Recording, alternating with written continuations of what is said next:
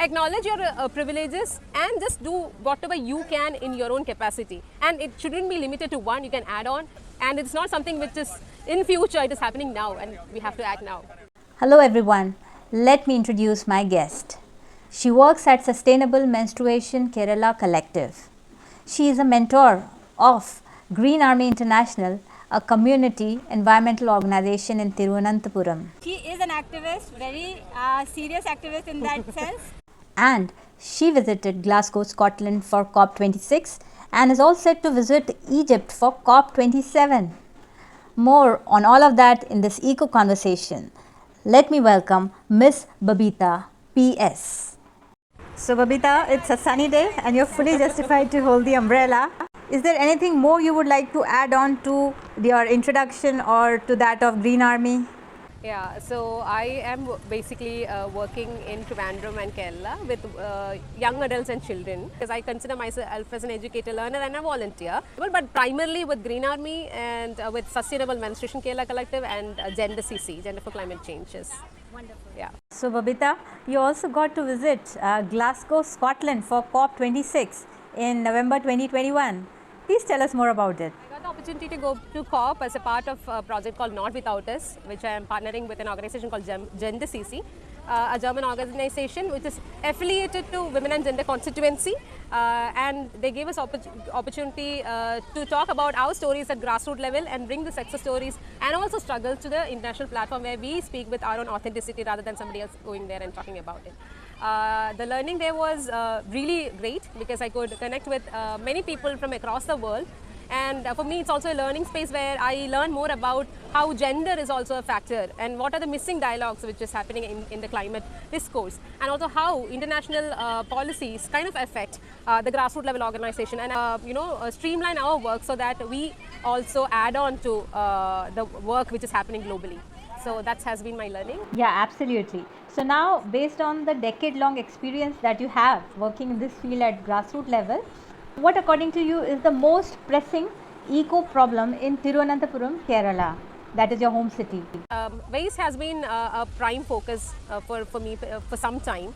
And I think it has various different dimensions that we see into it. It's not just about litter, or it has multiple layers of things associated with it. And there's a huge informal sector also which is working meticulously to take our waste. And if I think I should say that this is very space specific and context based when we talk about issue.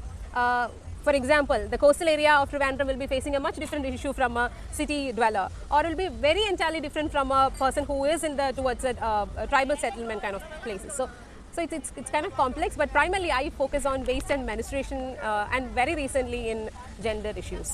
You rightly said eco problems will differ across the stretch of the state as well as across the country, but still I am tempted to give you 4 choices as multiple choice for the most pressing eco problem of our country, according to you. So your options are: first, pollution in all its forms; second, waste mismanagement; third, there is loss of biodiversity; and fourth is the extreme and frequent climate events. I'll go with the loss of biodiversity primarily because I kind of believe that is a very foundational thing, because and I think we will add an option on policies which are in place, which is actually exacerbating the impact of climate issues that we see it. So if you ask for India as a subcontinent, that is also very, very diverse space, which we have ranging from n number of issues. It's very diverse. I totally get that. And now with that we go to the final leg of the interview, in which I ask you the lifestyle changing eco solution that you would like to recommend for all of us.